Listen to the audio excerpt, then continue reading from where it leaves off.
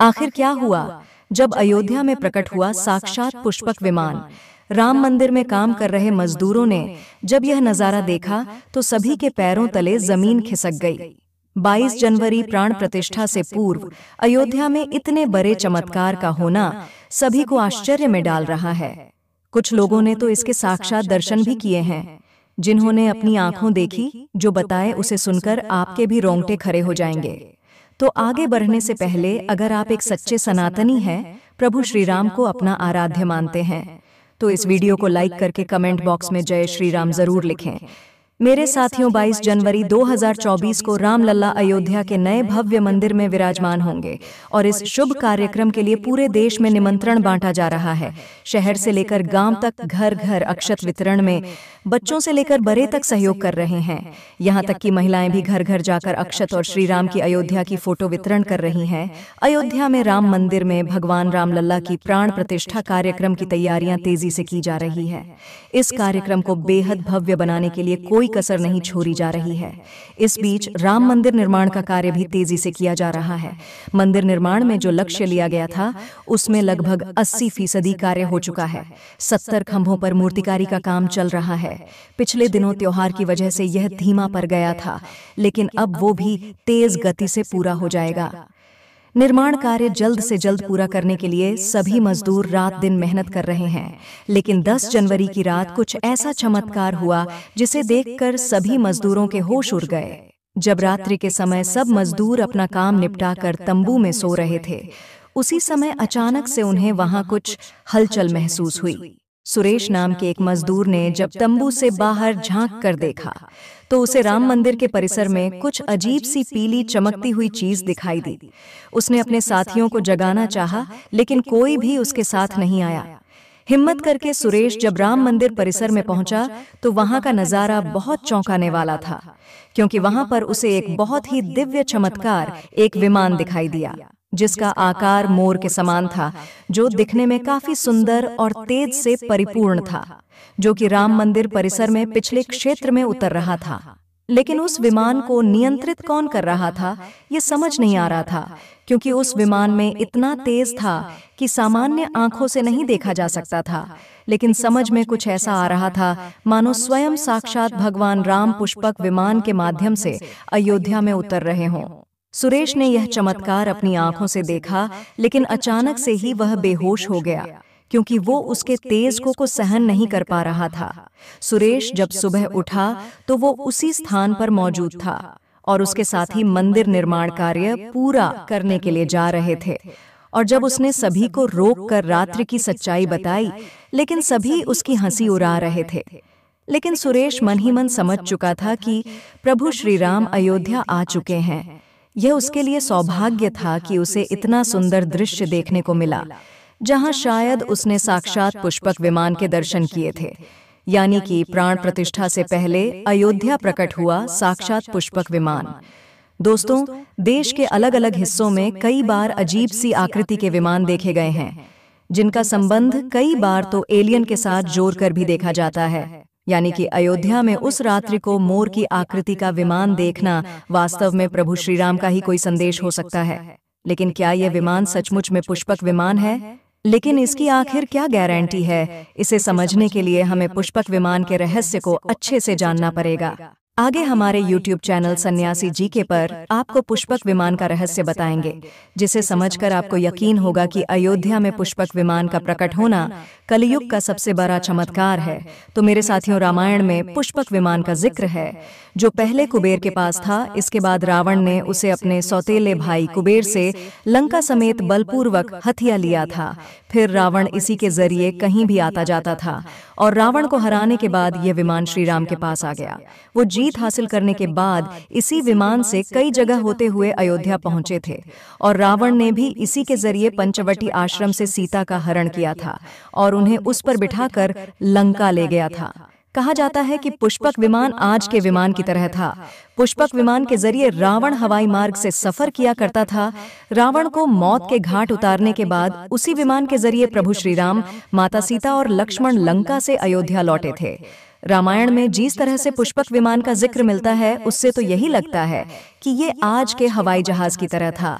लेकिन तकनीक के मामले में मॉडर्न एरोप्लेन से कहीं आगे था। रामायण के सुंदरकांड के 7वें अध्याय में पुष्पक विमान के बारे में जानकारी मिलती है। पुष्पक विमान की आकृति मोर की तरह थी। यह अग्नि और वायु ऊर्जा से उड़ान भरता था। इसकी तकनीक इतनी उत्कृष्ट थी कि इसका आकार छोटा और बड़ा किया जा सकता था। कहा जाता है कि रावण अपनी पूरी सेना को साथ लेकर इस विमान से उड़ान भर सकता था। पुष्पक विमान अपने चालक की इच्छा के अनुसार गति पकड़ता था और ये मन की गति से उड़ान भर सकता था। विमान में बैठने के लिए कई आसान बने थे। पौराणिक कथाओं के मुताबिक युद्ध के बाद भगवान श्री राम ने विमान का पूजन करके ये दिव्य विमान वापस कुबेर को सौंप दिया था और कुबेर ने पुष्पक विमान को भेंट स्वरूप प्रभु श्री राम को दे दिया, जिसके बाद इसी पुष्पक विमान से प्रभु श्री राम, माता सीता और लक्ष्मण अयोध्या पहुंचे।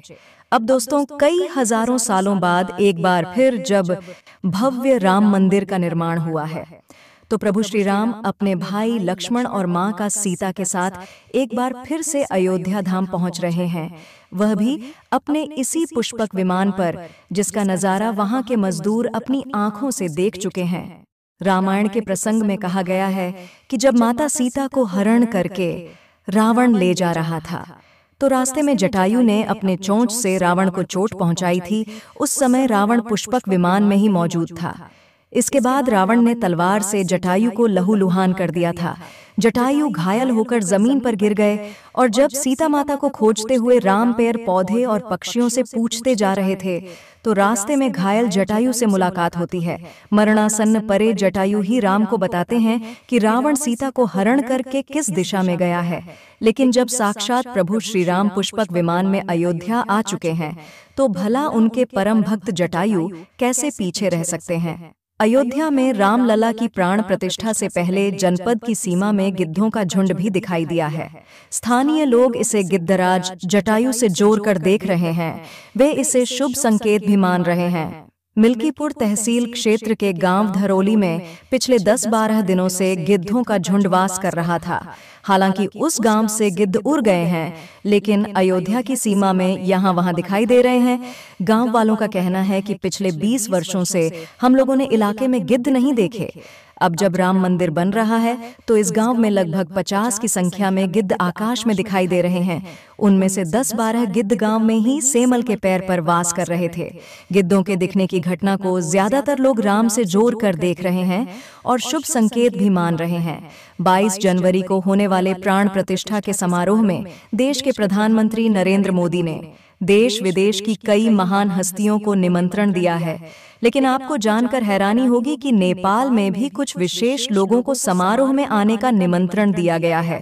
इसके पीछे का रहस्य जानकर आपके भी होश उड़ जाएंगे, क्योंकि नेपाल को भगवान श्री राम का ससुराल कहा जाता है। क्योंकि नेपाल एक समय पर जनकपुर धाम था, जहाँ के राजा थे राजा जनक, और उनकी पुत्री माँ सीता वहीं पर भूमि में से प्रकट हुई थी। जनकपुर धाम, जिसे मिथिला भी कहा जाता था, और मिथिला संस्कृति में यह मान्यता है कि जब बेटी का गृह प्रवेश होता है तो उसके मायके से तोहफा और अन्य सामग्री भिजवाई जाती है।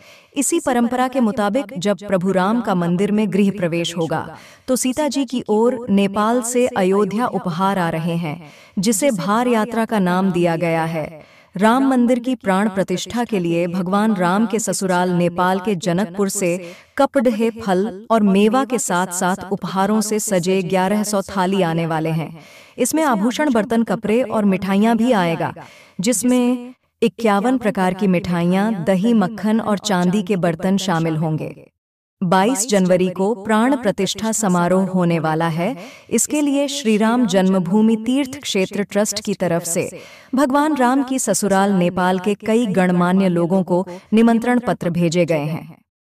दोस्तों, आज हम राम मंदिर को बनते हुए देख रहे हैं, यह हमारा सौभाग्य है। लेकिन इस भव्य राम मंदिर के बनने में कई हजारों कार सेवकों और राम भक्तों का बलिदान छुपा है।